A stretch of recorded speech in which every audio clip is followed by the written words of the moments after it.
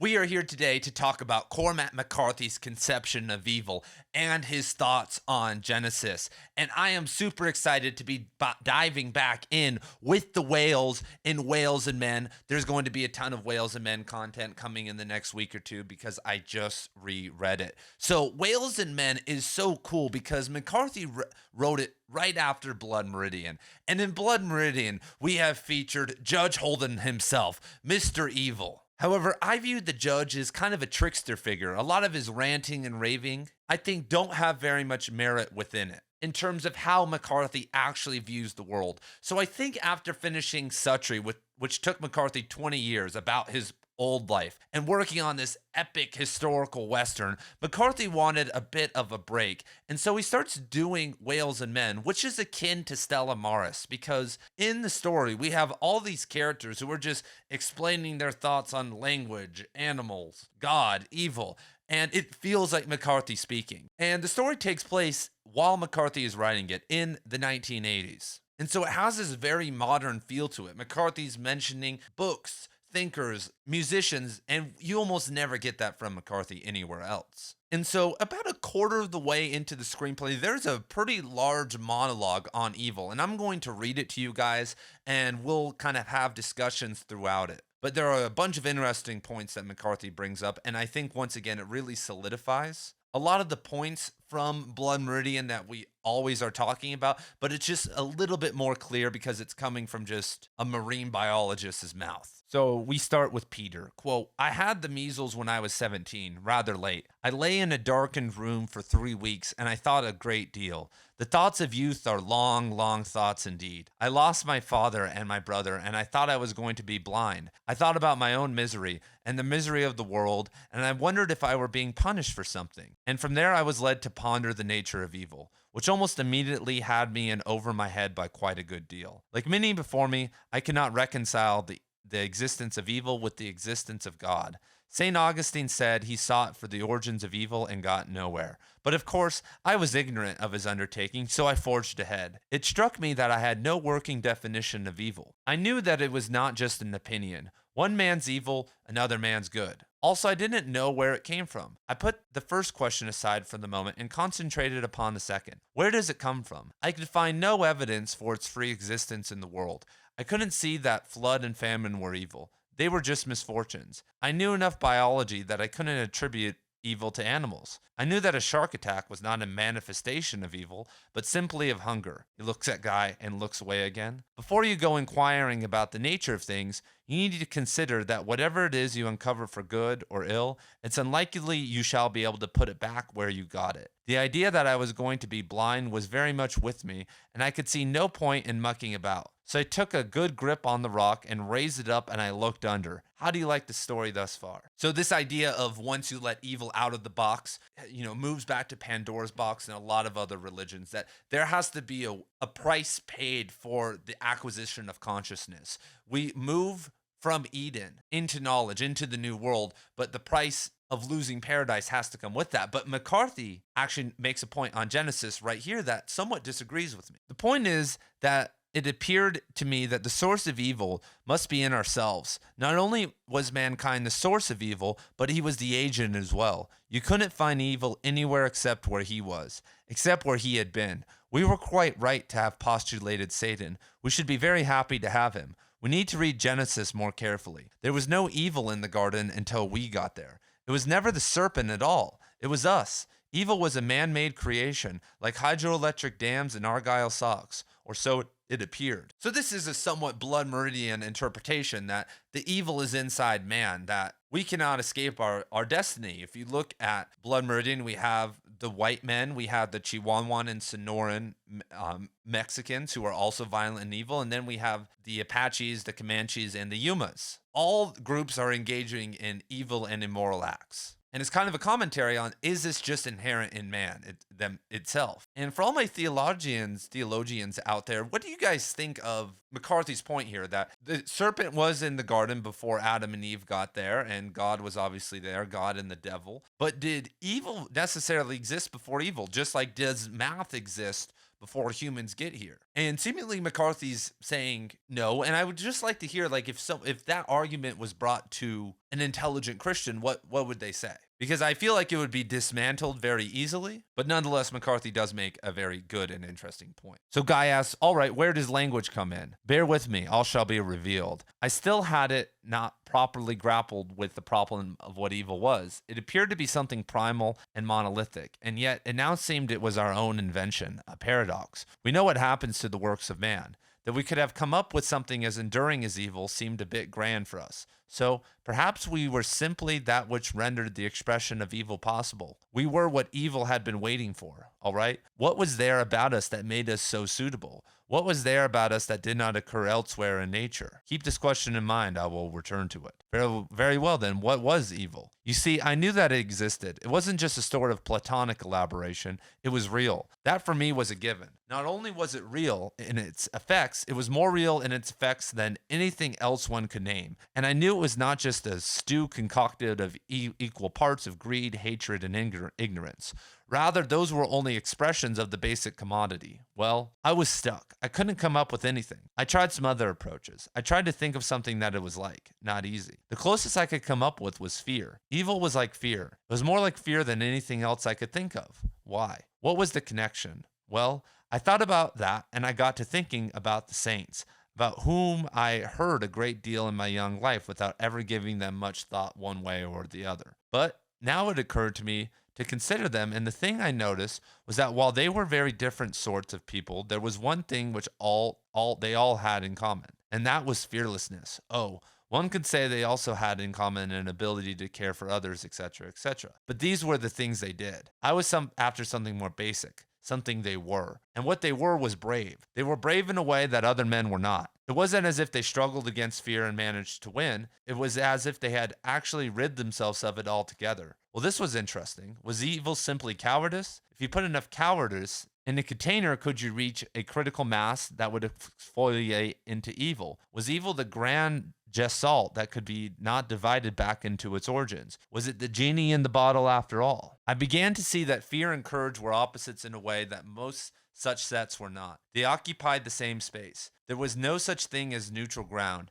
I saw that courage was absolutely essential. Without it, not even charity was possible. Without courage, a desire to come to the aid of others was just a useless longing. Love itself was helpless in the face of fear. Anywhere that courage did not live, evil would enter and commence at once its awesome escalation into the colossus that it yearns to be. It was like a universal ether that would take over the forms of all those beings from whom love had been withheld because of fear. And I knew that we hadn't invented love. It was here when we got here. And it was probably what we fear most. The paradoxical thing was that all evil acts are identical. It took me a very long time to see that. It's what accounts for the so-called banality of evil. Its very lack of variety is what addicts people to it. What makes people obsessive. Well, every act of love is brand new. Anyway, a number of things became clear to me. Simple things, really. I saw that the need for power, for instance, was driven by fear. If you were not afraid, what would you need the power for? That was why power corrupted, why there could never be enough of it. Was that unique about us, our fear? No. The thing that made us unique, the thing that made us even godlike, as we fondly suppose, that was the thing that made us aliens in the world. The record of the bones seems clear enough. We had our origins in this earth, yet something made us long for another nativity altogether. Something had made us almost despise the earth. What was it? What was it that had made us outcasts in the paradise created for us? What had made us refugees from joy and orphans of delight? What was it that characterized our species that was found nowhere else in nature? Language? And then the characters go on to a monologue about language. So there's a lot to unpack here, but I think it's all really valuable stuff. So at the top, McCarthy actually postulates something that I like to think and talk about every once in a while. And it is, do emotions exist inside of us or outside of us? Like, obviously, we have the neurochemical brain synapses that release certain neurotransmitters and drugs into our body that make us feel a certain way. But sometimes you can tap into an emotional energy that has no objective foundation to it. And it may make you contemplate, does this exist outside of me? Do emotions exist outside of us? And we just are in the perfect expression to tap into them. And for my contemplations in my lifelong pursuit of altered states and meditation, I would say yes. But let's continue. And McCarthy comes up with a very great topic, which is evil is fear. Evil is the willingness not to be brave. And if we look at the 20th century, where 278 million people died from democide, which is death by government, all of that could have been prevented. What happened was, and that's innocent people, not even the soldiers that died. And what ended up happening was, of course, people followed orders. And it comes back to kind of the big ethical question, and everyone down in the chat below, let me know your answer to this. Who has the moral culpability? Who takes the karmic weight? Is it the person who gives the order, or is it the order follower? And in my humble opinion, it is for sure the order follower, because when enough people tap into fear, that's what happens. We had once again, in the 20th century, and even to this day, massive groups of people who were under fear, and it just easily helped them tap into evil. They, because of their fear, just committed massive atrocities because they didn't want to die, get tortured, have anything, go wrong with their family. But even if a small percentage of those people resisted, it would have probably woken everyone else up, and those atrocities could have been stopped. But that is kind of the sad tale of the 20th century, is that Goebbels and all the other fascists, and I mean, basically the whole world became inundated with psychology, with Freud and psychoanalytical thought, and they realized there is this unconscious. There are these these impulses that we can control, and they were so far ahead because most of the population, as we witness today, has no idea about psychology and any of these things. And so everyone was very culpable to be roped into these, fear-based mindsets. And once again, is that their fault? Probably not, but there were people who woke up, who died, who did protest at all levels of intelligence. There were dumb people who realized what was happening was wrong, and they stood up and, paid the consequences for their braveness. And there were the smartest people in the world, like Martin Heidegger, who, went along with the Nazis. And I think that is actually, as McCarthy says, these saints have rid themselves of truth. If we look at a guy like Jesus, he rid himself of the fear and spoke truth. He was out there saying that these forms, these constructs of Rome and all these things aren't God. That's not going to get you to the kingdom of heaven. That's what's not important. These desires, these lusts, all these things. And still to this day, speaking the truth is still the most scary thing to do. This is what Rilke said in the first Duino elegy, which McCarthy was inspired by. A video on that coming soon. He says, quote, "Who, if I cried out, would hear me among the angels' hierarchies? Even if one of them pressed me suddenly against his heart, I would be consumed in that overwhelming existence. For beauty is nothing but the beginning of terror, which we are all still just able to endure. And we are so awed because it is serenely disdains to annihilate us. Every angel is terrifying." And what Rilke is saying here is, if we actually saw truth, if we actually saw that hierarchy of angels and God, we would die, we would collapse, because Rilke, who studied under Rodin, the sculptor, was trying to see, and he was starting to see the world at this very deep level, because we all have these biases, and this is what Eastern philosophy talks about, seeing the world as it is, an accurate perception of reality. And when you start to see the world as accurately as possible, it is very scary. And so then if you are one of the only people who sees an accurate perception of reality, it's going to take a lot of courage and bravery to start speaking that out to the world, because you are going to be, of course, the witch on the stake. You are going to be the Joan of Arc, the martyr. And this goes down to every little situation. For instance, like sometimes I see in my classroom, there's like small amounts of bullying, or like people have been picking on a kid for years, and there are kids in there who should say something, who are strong enough to overpower the group or popular enough, and they sit and they watch it happen. And eventually these things fester and it turns into violence and other problems down the road.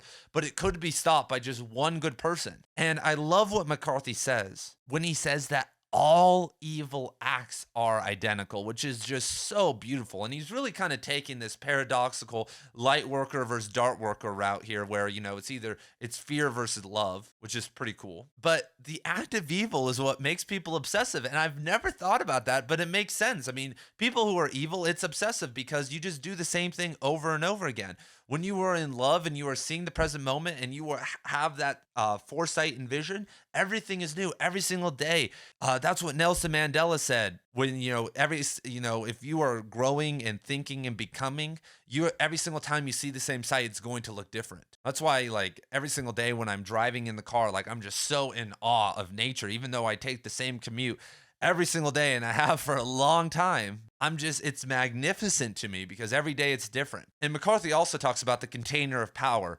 that power corrupts, and it makes sense because even just like a local politician, a politician who's running for city council or something, or a small board member chair, they want to change something, but change is mostly driven by fear that they need to get in there and they need to do something. They need to get into the political arena where they are at a higher moral hierarchy than a citizen because they make the laws that we have to follow that are enforced by the police, and by the government and the taxation system, the IRS, yada, yada, yada. And so to be able to want to step into that position requires an amount of fear. And with fear, you are able to be corrupted more, which McCarthy is talking about right here. And he says that's why power corrupted, why there could never be enough of it. And so I absolutely love this section. I think this really ties together McCarthy's thoughts, that he doesn't view the world in a nihilistic way, that he does view that there is like a redemptive aspect to humans through love. And there is a decision that we can move away from evil, which once again moves away from Judge Holden's philosophy.